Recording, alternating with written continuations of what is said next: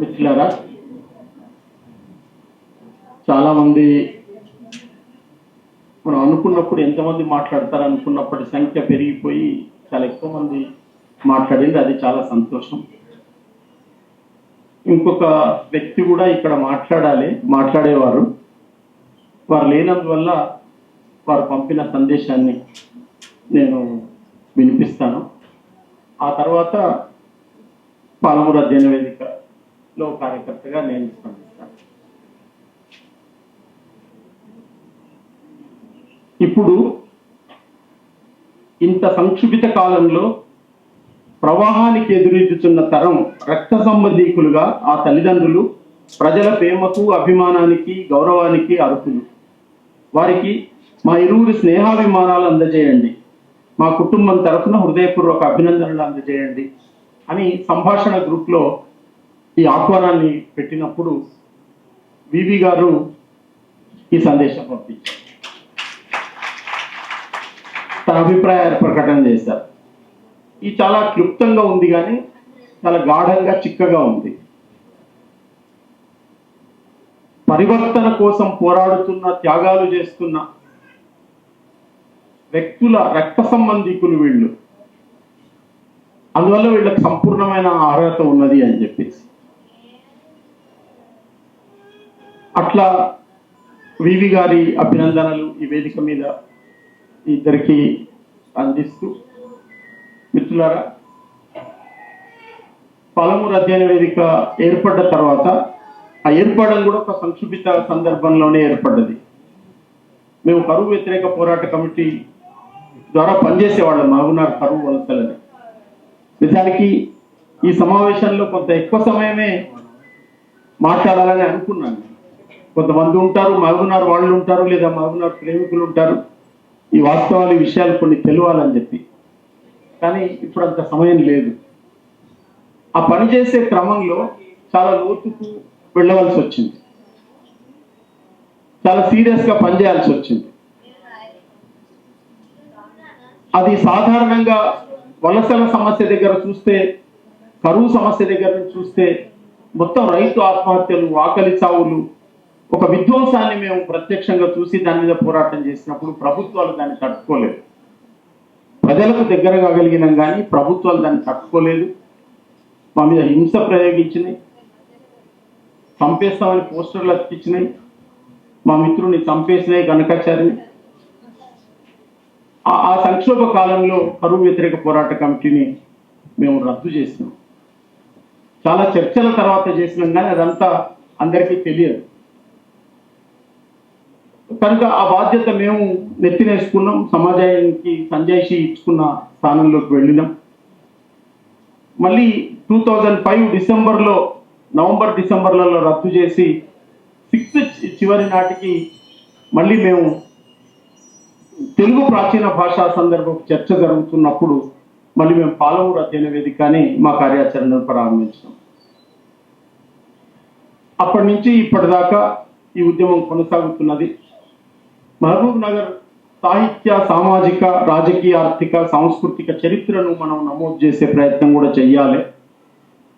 మనకు చేతనైన పద్ధతిలో ఇక్కడి మౌలిక సమస్యను ఎజెండా చేయాలని అనుకుని పనిచేస్తూ ఉంటే ప్రధానంగా నీళ్ల మీద పనిచేస్తారని అందరూ అనుకున్నారు. కానీ మేము 60 పుస్తకాలు, 61వ పుస్తకం, 62వ పుస్తకం రాబోతున్నారు. 60వ పుస్తకం మననే ఇందాక ఉదయమిత్ర మాట్లాడింది కదా, ఆయన సొంతూరు అనువాద కవిత్వం ఆవిష్కరణ సభ మహబూబ్నగర్లో జరిగింది. అట్లా ఒక సాహిత్య కృషిలో, సామాజిక, రాజకీయ, ఆర్థిక కృషిలో పాలమూరు అధ్యయన వేదిక తన శక్తి కొద్దీ పనిచేస్తున్నది. ఇప్పుడు కూడా ప్రభుత్వాలకి కంటెంపుగానే ఉంది. అదేమి మమ్మల్ని ప్రశంసించడమో మెచ్చుకోవడమో చేయడం లేదు. ప్రజలలో మాత్రం మా సంస్థకి తగిన గుర్తింపు, గౌరవం ఉన్నాయని మీకు ఈ సందర్భంగా తెలియజేస్తున్నాను. అట్లా అనుకొని మేము ఒక పట్టిక రాసుకున్నప్పుడు, ఒక లిస్టు రాసుకున్నప్పుడు ఆ లిస్టులో సుధాకర్ శర్మ గారి పేరు కూడా రాసుకున్నాం. ఎందుకు సుధాకర్ శర్మ గారి పేరు రాసుకున్నామంటే, రవి వల్లనో ఇంకోరి వల్లనో కాదు, ఆయన వల్లనే ఆ పేరు రాసుకున్నాం. మహబూబ్ నగర్లో పంచాయత్ రాజ్ టీచర్స్ యూనియన్ 70ల తర్వాత ఏర్పడ్డది. 75 ఎమర్జెన్సీ కాలాల తర్వాత. యూటీఎఫ్ కూడా 77 తర్వాతనే వచ్చింది.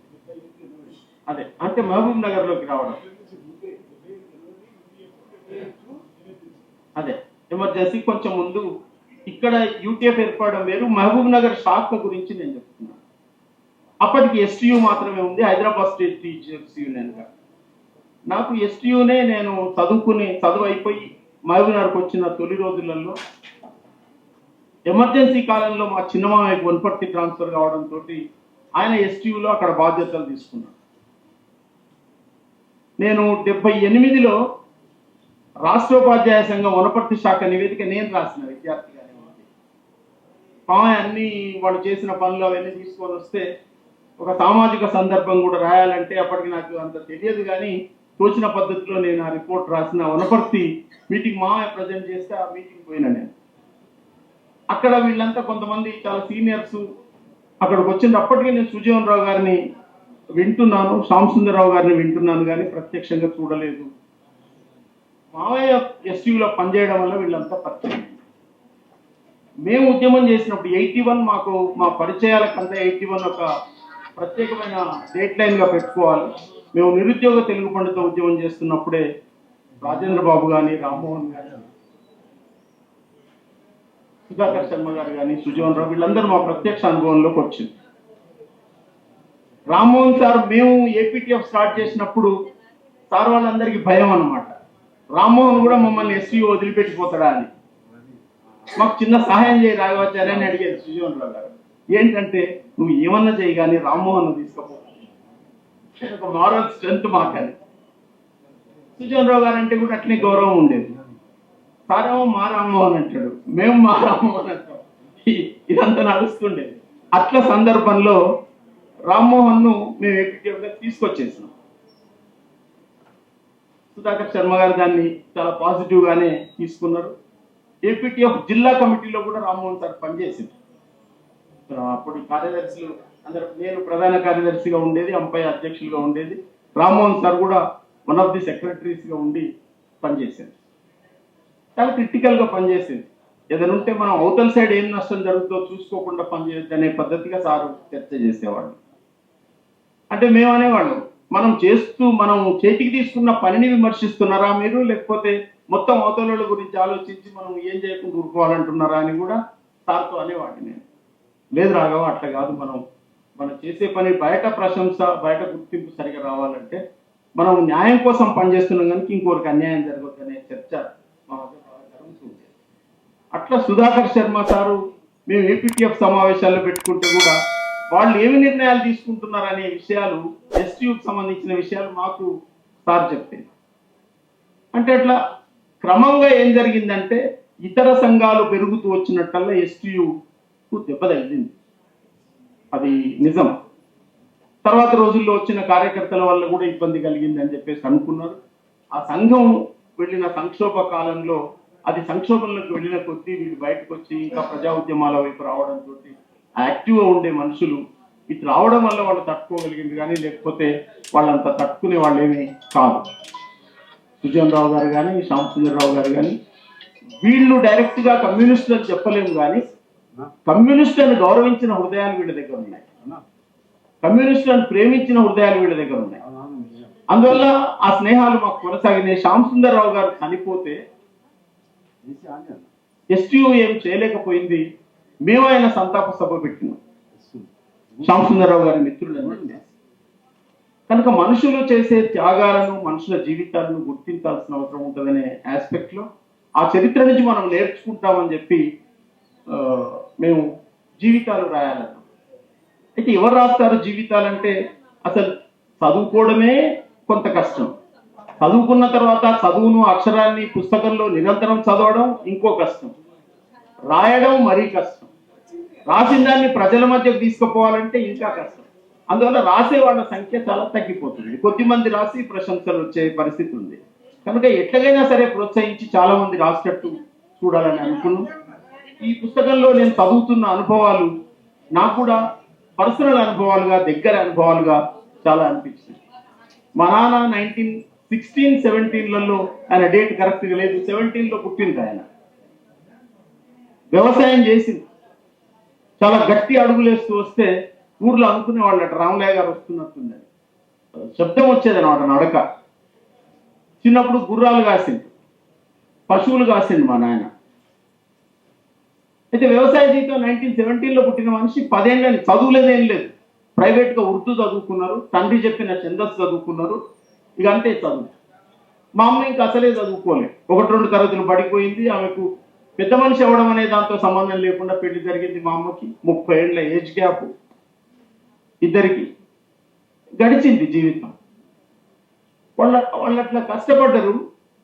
మేము కూడా అట్లా మా అభిప్రాయాలు మారిపోతున్నప్పుడు మా నాన్న కూడా తమ్ముళ్ళకి చెప్పిండు అనమాట, మీరు అన్నయ్యలాగా మారుతారో మారో మీ ఇష్టం, కానీ వాడిని ఏమో అనకండి అని చెప్పిండట మా నాన్న. దాన్ని ఇబ్బంది పెట్టకండి మీరని మా తమ్ముళ్ళకి చెప్పిండట. అంటే వాళ్ళు అర్థం చేసుకున్నారు, ఏదో జరుగుతుంది, ఏమో జరుగుతుంది, సమాజంలో ఒక చలనం ఉంది, దీన్ని మనం ఆపలేం, అడ్డుకోవాల్సిన అవసరం లేదనే ఒక దృష్టి కోణం వాళ్ళకు ఉండింది. సుధాకర్ శర్మ గారు రాసిన జీవితం అంతా చదువుతున్నప్పుడు అది డెఫినెట్గా అట్లా అనిపించింది. దాని ఎక్స్టెన్షన్ మనకు తర్వాతి తరంలో చాలా స్పష్టంగా కనబడ్డది. అదంతా చదివినప్పుడు జనరల్గా మనకు కుటుంబ జీవితమే అనిపిస్తుంటది, కానీ కుటుంబం కదలబారుతున్న దృశ్యం కనబడుతుంది మనకు. కుటుంబం స్తబ్దంగా లేదు, అది కదులుతున్నది. వాళ్ళు ఎంత చలనాన్ని చేసేవాళ్ళు అంటే, అసలు మా నాన్న తన 86 ఇయర్స్ ఏజ్లో బెడ్ మీద పడుకుంటే ఆయనకు చాలా ఉత్సాహం, మైండ్ చాలా యాక్టివ్ ఉండేది, ఉత్సాహం ఉరకలేసేది. ఏమిటని డిస్కస్ చేసి మా తమ్ముడు పోయి ఒక గుర్రం, పరిగెత్తుతున్న గుర్రము పోస్టర్ ఒకటి తెచ్చి అక్కడ పెడితే, ఆగు అట్లా ఉండాలి అనే పద్ధతి మా నాన్న ఆ గుర్రం చూపించేవాడు. అది అర్థమే కాదు, 86 ఇయర్స్ ఏజ్, ఆయనకు చాతనైతే లేదు, సొంతంగా ఏ పని చేసుకుంటలేడు, కానీ ఆ ఉరకలెత్తే గుర్రం ఆయనను అడ్వాన్స్ చేసేది, ఆయన క్రియేటివ్గా ఉంచేది. నాకు ఎప్పుడైనా డల్గా అనిపిస్తే నేను ఆ గుర్రాన్ని చూస్తారా, మీరు ఎవరు ఇక్కడ కనవడం, మీ పనుల మీద మీరు పోతారని చెప్పేసి. అంటే అట్లాంటి ఒక ఫైర్ లోపల పెట్టుకొని అది కనబడకుండా వాళ్ళు పనిచేసిండ్రు. ఇప్పుడు మీటింగ్లో కూర్చున్నంతసేపు శర్మ గారిని, సుధాకర్ శర్మ సార్ను అబ్జర్వ్ చేస్తున్నాను. దుఃఖము ఉన్నది, ఉద్వేగము ఉన్నది, చాలా నిబ్బరంగా కూర్చున్న దృశ్యము ఉన్నది. అనేక సార్లు ఆయన ఇట్లా లోపల ఎమోషనల్ అవుతున్నాడు, అది ఫేస్లో కనబడుతున్నది. అట్లాంటి ఒక జీవితము ఆయన ఇంకా కొంచెం ముందు మేము అడిగినప్పుడే రాసి ఉంటే, నిజానికి 80 ఏళ్ల వయసులో అది మొదలైంది, కానీ మేము మొదట చెప్పినప్పుడే రాసి ఉంటే ఈ పుస్తకం ఇంకో 100 పేజీలు పెరిగి ఉండేది. ఉపాధ్యాయ ఉద్యమ జ్ఞాపకాలు కూడా ఇంకో కొన్ని రికార్డ్ అయ్యి ఉండేవి. వాళ్ళు ఏం చేసిండ్రు ఎట్లా అనేది రామశర్మ గారు ప్రస్తావించింది. జడ్పీ చైర్మన్ వాళ్ళ స్కూల్కి వచ్చింది, మీరు ఇక్కడనే ఉంటలేరని మాట్లాడండి. వాళ్ళు పక్కన ఉన్నారు, వస్తున్నారు, సైకిల్తో వస్తున్నారు, టైంకి వస్తున్నారు, చివరి దాకా ఉంటున్నారు. అప్పుడు ఆ రోజులలో జడ్పీ చైర్మన్ వస్తే అందరూ వణికిపోయే రోజులలో మీరు చేయగలిగేది ఏమిటి అని ధిక్కరించి నిలబడడం అనేది ఉంది కదా, ఆ స్పార్క్ ఎక్స్టెన్షన్ మనం రవి దగ్గర చూస్తాం. అంటే వాళ్ళ తర్వాతి తరంలో చూస్తాం. ట్రాన్స్ఫర్ పోయినరు, కోయిల్కొండకి వెళ్ళిపోయారు. కోయిల్కొండ అంటే ఎక్కడ కొల్లాపూర్, ఎక్కడ కోయిల్కొండ, 100 కిలోమీటర్ల బయటికి. అక్కడ వెళ్ళిపోయి అక్కడ ఉన్నారు అంతే. అక్కడి నుంచి వాళ్ళ జీవితాన్ని క్రమంగా అడ్వాన్స్ చేసుకున్నారు, మళ్ళీ కొల్లాపూర్ పోయింది. ఆనాటి రాజకీయ పరిస్థితులలో సుధాకర్ శర్మ గారు కొల్లాపూర్ ప్రాంతంలో ఆ ఎస్టీయూలో నాయకులైన, జిల్లా స్థాయిలో నాయకులైన టీచర్లు ఏం చూసేవాళ్ళు అంటే, పై స్థాయి రాజకీయ నాయకుడు తెలిసిన ఆయన అయితే కొన్ని పనులు చేయగలుగుతారు, అది కూడా రాసుకున్నారు. సార్ జడ్పీ చైర్మన్ తెలిసే అవకాశాలు ఉండడం వల్ల, ఆ లీడర్లు మాట చెప్తే వినగలిగే చైన్ ఒకటి ఉండడం వల్ల నేను నాయకుడిని కాగలిగినాను అంటే తన ఒక స్వవిమర్శ లాగా కూడా ఆ జీవిత కథను మనం చదువుకోవచ్చు అన్నట్టు. నేనే గొప్ప అంటుంటారు, కానీ అందరి విశ్వాసాలు ఎక్కడున్నాయి, జడ్పీ చైర్మన్ ఈయనకు తెలుసు కనుక ఈయన లీడర్ అయితే మనకు పని అవుతుంది అనుకొని వాళ్ళు ఎంపిక చేసినటువంటి పరిస్థితి. కాలక్రమంలో ఇవాళ ఎవరైనా సరే నేను ఎందుకు చేయకూడదని తమ పర్సనల్ ఇదితోటి ముందుకు రాగలిగే చైతన్యం వచ్చింది. అది రావడం వెనుక వీళ్ళందరి కృషి ఉన్నది. ఆ ధిక్కారము, ఆ ప్రాసెస్, వర్క్ ప్రాసెస్ అంతా వీళ్ళ దగ్గర ఉన్నది. అందువల్లనే మేము ఏం చేయగలిగినామంటే, ఏపీటీఎఫ్లో పనిచేస్తున్నప్పుడు కూడా సుజాన్ రావు గారిని అక్కడ నిలబెట్టి వాళ్ళు లోపలికి రానియకపోతే మేము మొత్తం ధర్నా చేసి చాలా పెద్ద ఆందోళన చేసినాం. ఆయన వేరే సంఘం అనుకోలే. అట్లా అనేక ఉద్యమాలు చేయడానికి వాటి కొనసాగింపుకు ఒక ప్రేరణలాగా వీళ్ళ జీవితం ఉంది కనుక ఇట్లాంటి వాళ్ళ జీవితాలన్నీ రికార్డు కావాలని మేము అనుకున్నాం. ఇంట్లో పిల్లలేమో మన కుటుంబ జీవితం మనకు తెలియదు, అది తెలియడానికి మీరు రాయండి అన్నారు. ఉపాధ్యాయ ఉద్యమ చరిత్ర బయటికి రావాలి, మీరు రాయండి అని మేము అన్నాం. ఒక సామాజిక చరిత్ర రావాలన్నా ఇది బయటికి వస్తుంది అన్నప్పుడు ఈ పుస్తకం తీసుకొని రావాలన్నప్పుడు అనురాధ గారు చెప్పింది, ఈ పుస్తకం మీరు వేస్తారా అని అడిగింది. నిజమే, కొంచెం నిలబడాల్సి ఉంటుంది పుస్తకం వేయడానికి. ఇవాళ ఇంత సామాజిక కోణంలో సామాజిక నేపథ్యంలో ఇంత చర్చ జరుగుతున్నప్పుడు మనం ఒక అప్పర్ క్యాస్ట్కి చెందినటువంటి సమాజంలోని అనేక ప్రివిలేజెస్ అనుభవిస్తున్నటువంటి కుటుంబాల నుంచి వచ్చినటువంటి జీవితాన్ని మనం ముందర పెడుతున్నప్పుడు ఇతర సామాజిక జీవితం ఆ చరిత్ర అంతా ఎక్కడ పోతుంది అని అంటే దానికి అంతా కూడా జవాబుదారీ అవుతాము.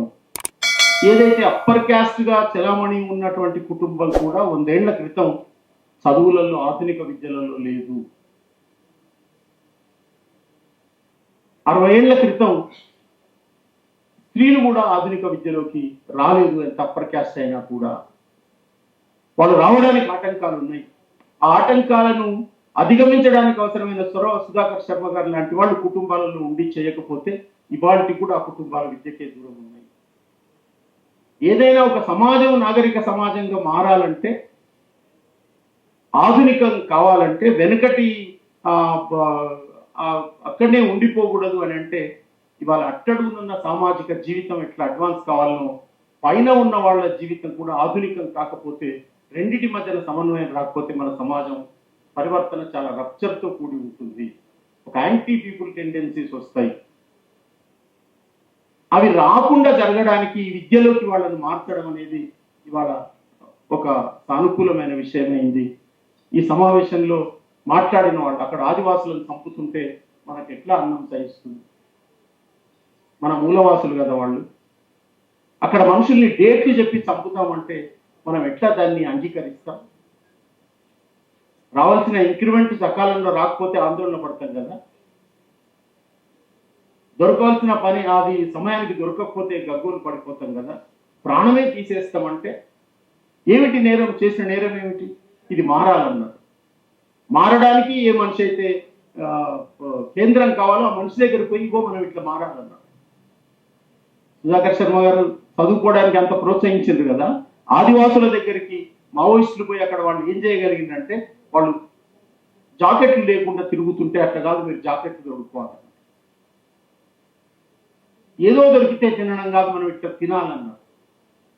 ఏరుకొని తినడం కాదు, పండించుకొని తినాలన్నారు. నీళ్లు పారిపోనియడం కాదు, ఇక్కడ చెరువు కట్టుకోవాలన్నారు.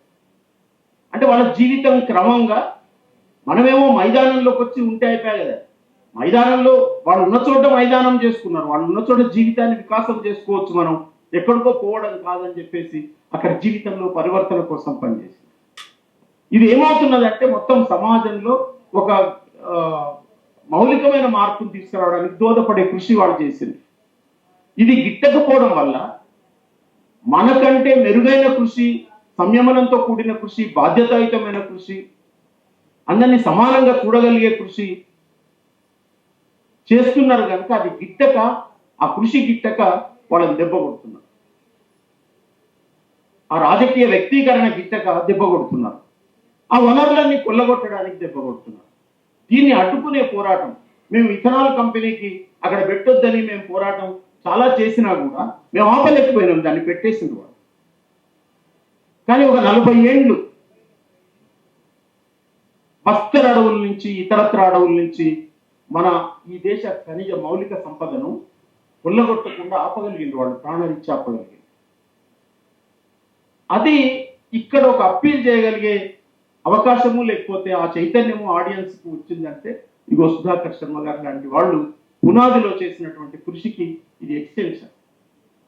లేకపోతే ఉట్టిగా కూర్చోటి ఇదేం మాట్లాడుతున్నారని అంటారు.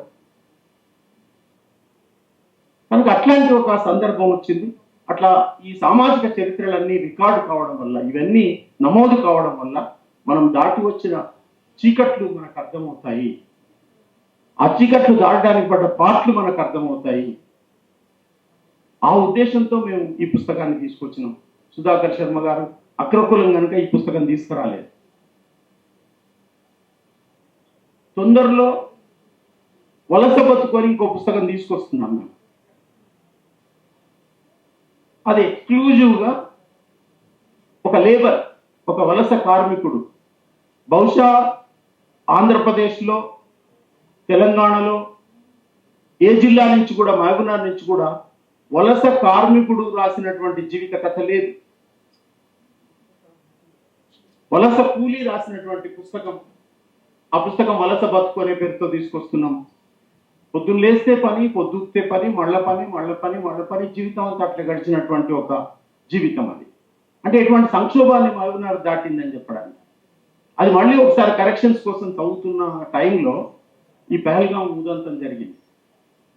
జరిగి వస్తే వెంటనే మన ప్రైమ్ మినిస్టర్ ఏం మాట్లాడుతున్నాడంటే, అందరూ ఆవేశంగా మాట్లాడుతున్నారు, అందరూ మాట్లాడటం సహజం, కానీ ప్రైమ్ మినిస్టర్ ఏమంటున్నాడంటే, హోమ్ మినిస్టర్ ఏమంటున్నాడంటే, జలశక్తి మినిస్టర్ ఏమంటున్నాడంటే, సింధు నది నీళ్లు ఆపేస్తామని. 80 ఏళ్లుగా మహబూబ్నగర్ జిల్లాకు రావాల్సిన నీళ్లు రాకుండా ఆపినందువల్ల అక్కడ వలసలు ఉన్నాయి, చావులు ఉన్నాయి, హింస ఉన్నది, ఒక వ్యవస్థీకృత హింస ఉన్నది. నీళ్ళు ఎవడబ్బా సొత్తు కాదు, ఎవరికి రాకుండా ఎవడు ఆపకూడదు.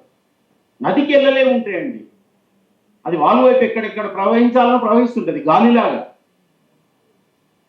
భూమి కనెక్ట్ అయి ఉంటుంది, మొత్తం భూమిని అంతా ఆవరించి గాలి తిరుగుతుంటది. నీళ్లు కూడా అట్లే పారుతూ ఉంటాయి. నువ్వు ఉపయోగించుకోవాలి తప్ప ఆపలేదు. కృష్ణానది మహారాష్ట్ర పడమటి కనుమల్లో వస్తున్నదని మొత్తం కృష్ణానదిని అక్కడ ఆపుతామంటే ఎవరు అంగీకరిస్తారు? మీద చిన్న ప్రాజెక్టు కడతామంటే చంద్రబాబు నాయుడు గోల పెట్టేవాడు. ఎన్ని పెట్టినా అక్కడ ఆపలేరండి, కిందికి వస్తాయి నీళ్లు, మీరు మధ్యాహ్నం ఆపకుండా కిందికి తీసుకోవద్దని దానికి జవాబు చెప్పని మేము అడిగేవాళ్ళం. కింద నల్గొండకు పోతాయి, ఆంధ్రాకు పోతాయి, పక్కన రాయలసీమకు పోతాయి, మహబూబ్నగర్లో ఆపరు నీళ్లు, రంగారెడ్డికి రావు నీళ్లు. అంటే ఏమిటిది? This is politics.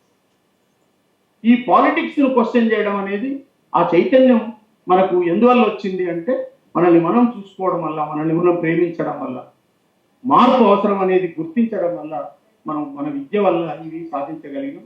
సమాజం అంతా విద్యావంతం కావాలని అనుకున్నాం. అందువల్ల వాళ్ళు అది మాట్లాడగానే సింధు నది నీళ్ళు ఎట్లా ఆపుతారు మీరు? పాకిస్తాన్లో మామూలు ప్రజలు ఉన్నారు కదా, ఈ 11 మంది ఉగ్రవాదులు కాదు కదా.